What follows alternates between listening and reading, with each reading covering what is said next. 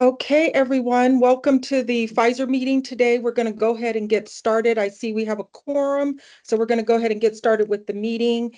We have no consent items. Councilmember Jurinsky, do you approve the minutes of 7/19? I approve. Okay, all right. Federal legislative update, Lori.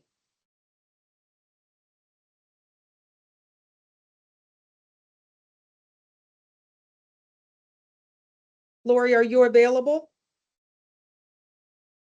Hi, can you hear me now? Yeah.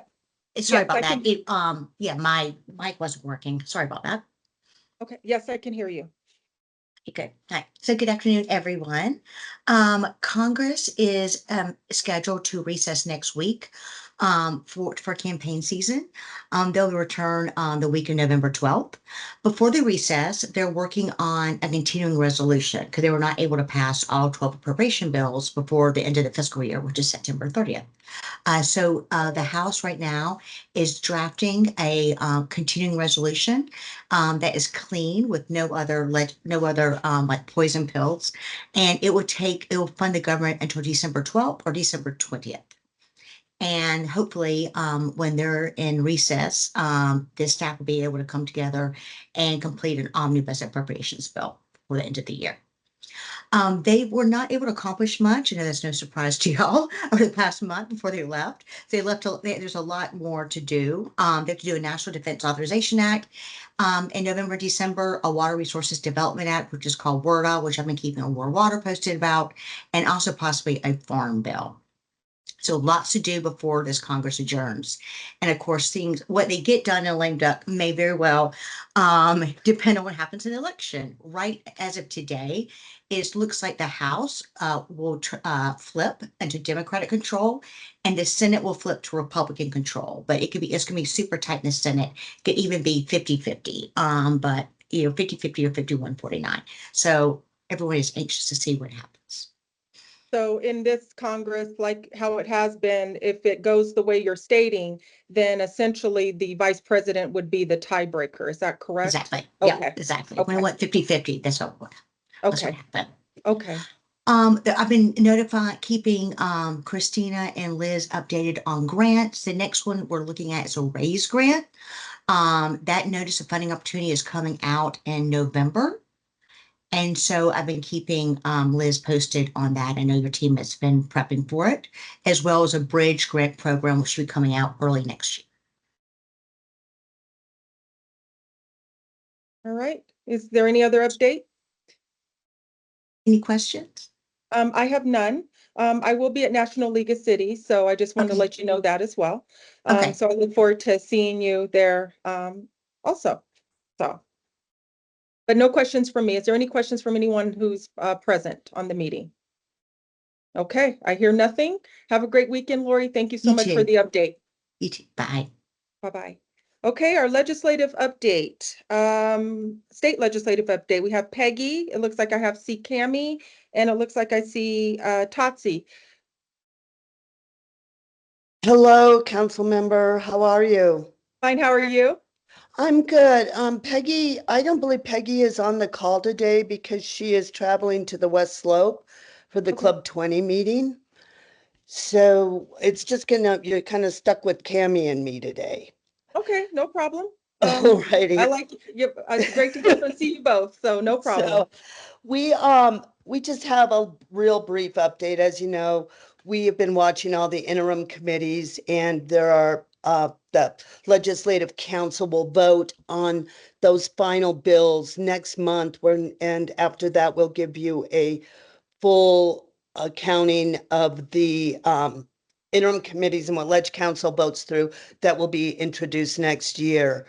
And looks like Cami is frozen. I just got a text from her. She was going to report on the transit Tuesdays, and if you guys have just a second of patience, I can get notes and read what happened there. Basically, the Transit Tuesdays are a group of folks from the legislature that would be Faith Winter, Meg Froelich, and they are working, William Lindstead, and they are working on legislation to kind of work with RTD and figure out more ways to get transit more available in the state. They're also working with Dr. Cog in the cities, just anybody who will jump on board. They are, I have to find Cam's notes, and if Cammy, you get back on, let me know. But I'm sorry about this. Is she able to get back on, or should we move on to the next item and then come back? We can do whatever you would like. I'm Okay. just looking for her notes right now, but if you'd like to move on, we can come back, certainly. Okay, let's just circle back to her so we can kind of Okay. keep the meeting going. So we're going to Absolutely. go with Liz Rogers, and Liz, you're going to give us the 2024 ballot discussion. And on this, I know that we have a lot of ballot issues, so we could just go through them. If anyone needs to respond or have a question on one, if you could put your virtual hand up, that would be great. Okay, so can everyone see the presentation on the screen? Yes, we can. Great. Okay. So everyone, I'm Liz Rogers, Intergovernmental Relations Manager. This presentation is on the 2024 ballot initiatives.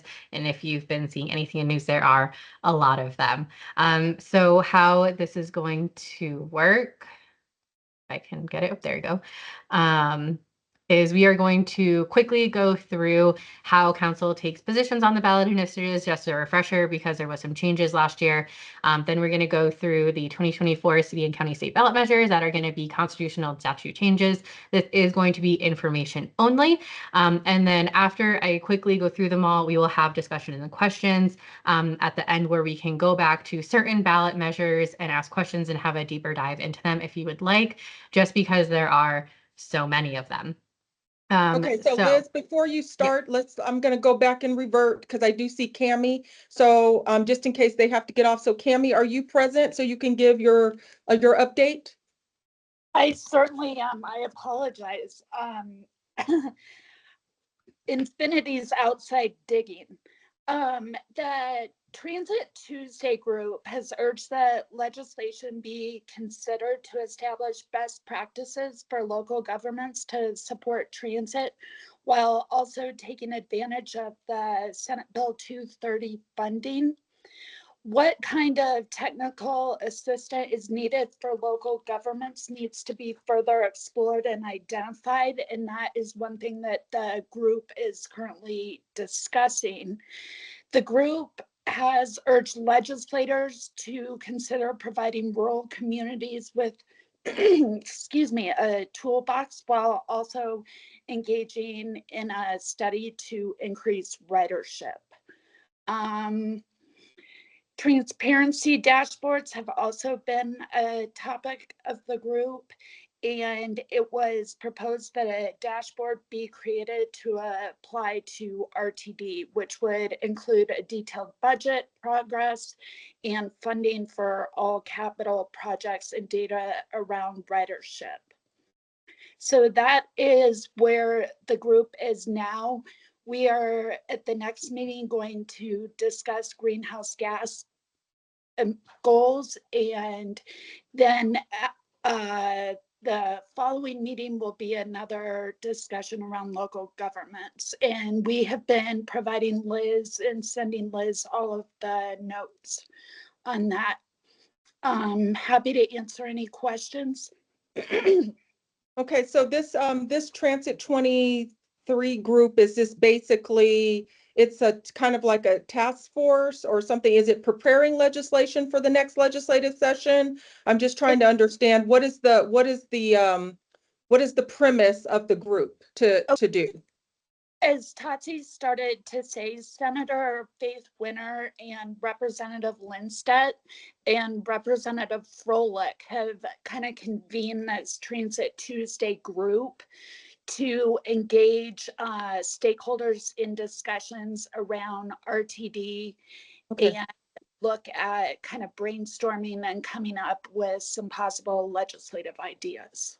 Okay, are different municipalities invited to this that basically impacted by RTD? I know Aurora, we are with the light rail and also our bus system. Are they choosing from, do we have a person that is representing the city? Or is that how it's not working? Oh, no, I It's- have been attending every meeting Okay, and notes to Liz. okay, okay, It's not a real sanctioned legislative committee. It's kind of like an ad hoc committee. And they only have, excuse me, they've never, to my knowledge, have there ever been any meetings in person. They've all been Zoom meetings, and it's just every Tuesday at 2 o'clock.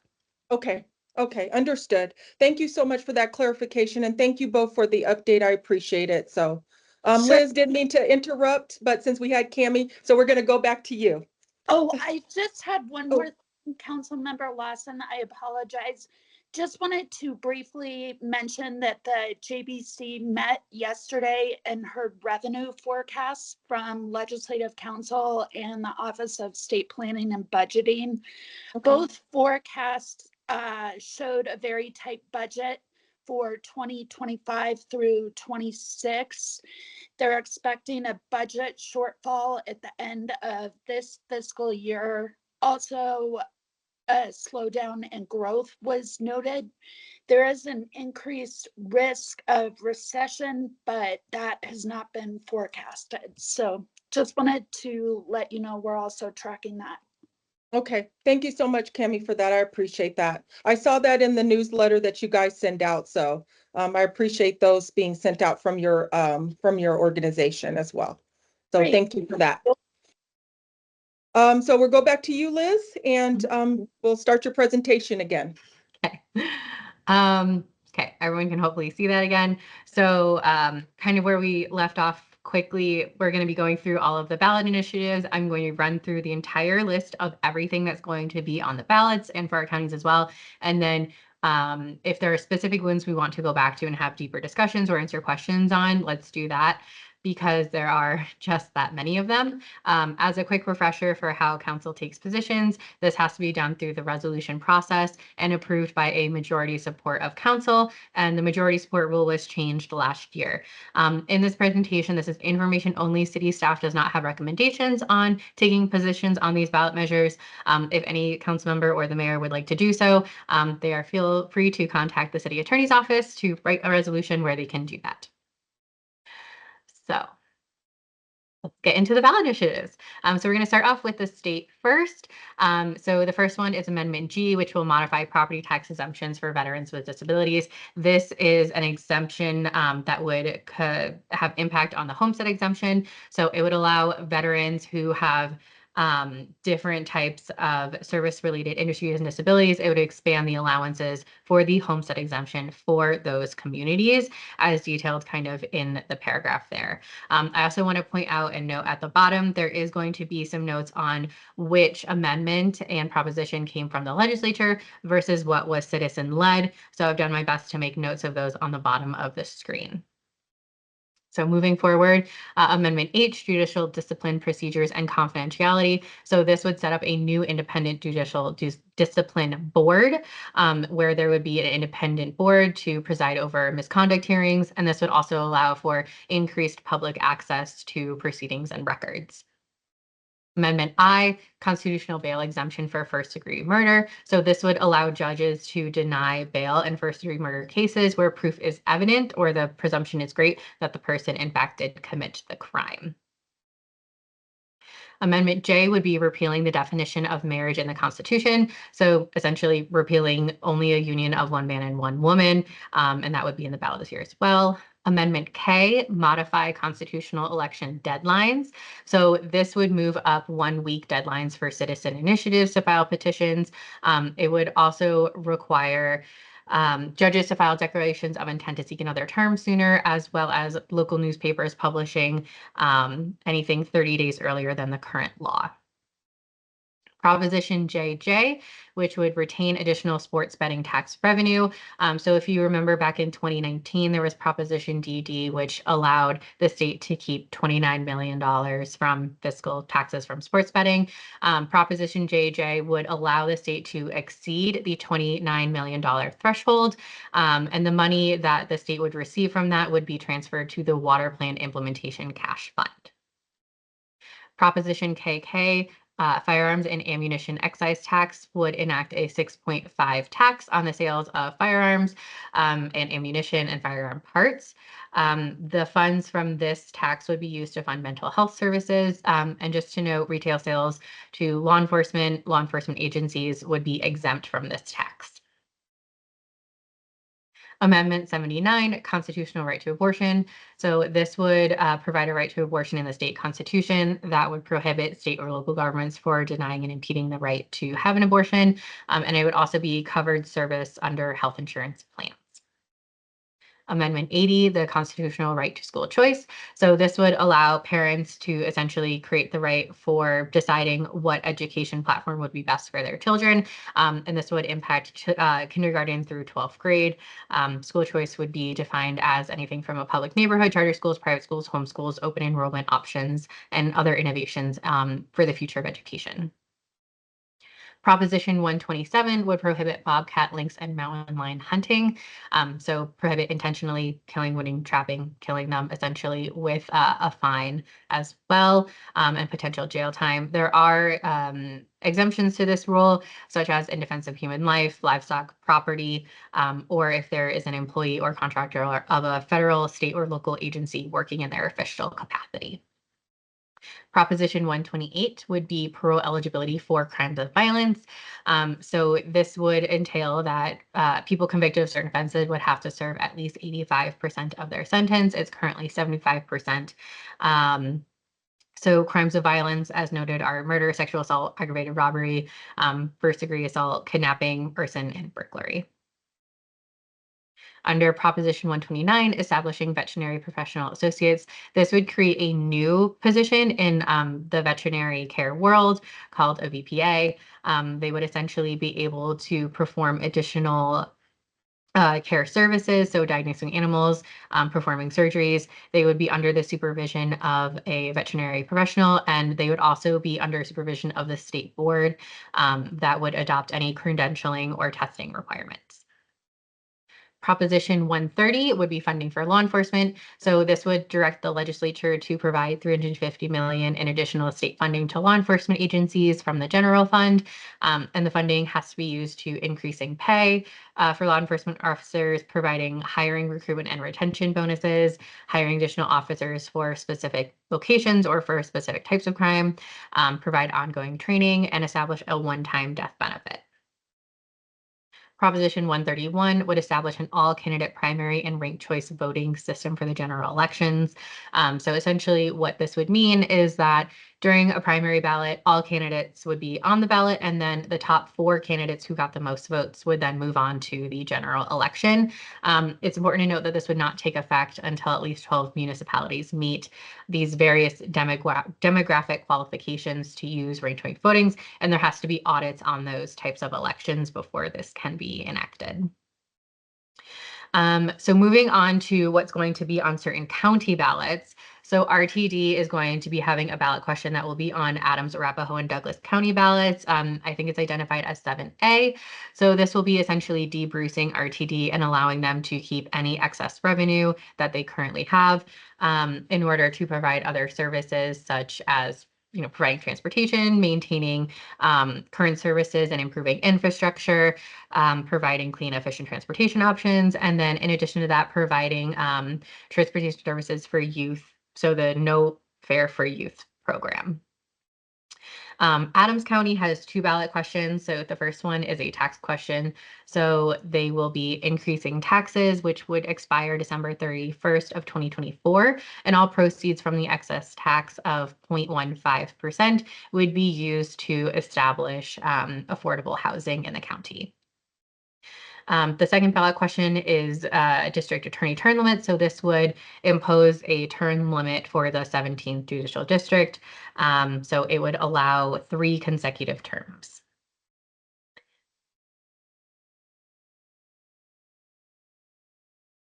Oops.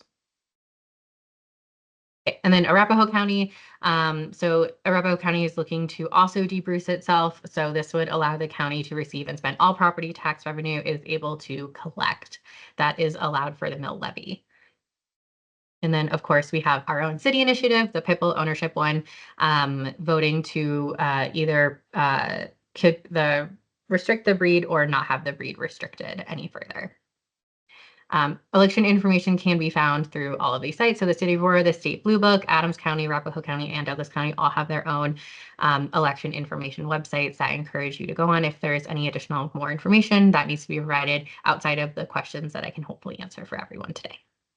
And that's all. Again, this was informational. So if there are any resolutions that anyone would like to do to support any of these initiatives or to oppose any of these initiatives, I do encourage you to work with the city's attorney's office to get those done and on the next study session.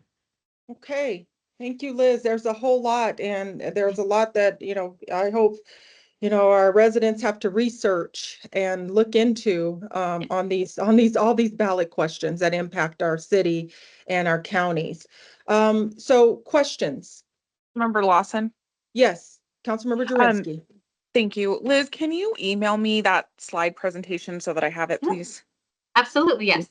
Thank you. And also, Liz, I think what it might be important too is that I know that our upcoming meeting is really packed, but I think that maybe we should bring this to the council for a study at the study session on the 14th.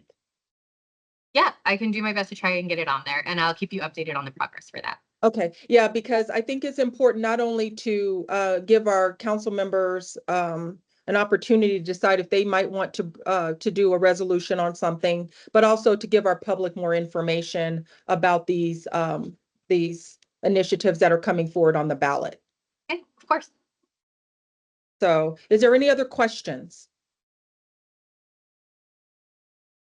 Okay, I don't see anything. This thing is kind of, I don't see anything. Okay, so thank you so much, Liz. That was a great presentation, and I really do appreciate. I've read a lot of it, and so it's really good and helpful for me as well. So I really appreciate the presentation that you've done on that. So thank you for that. Okay, water update. Oh, good afternoon. Kathy. Good afternoon. I don't have much today, just one item as an FYI.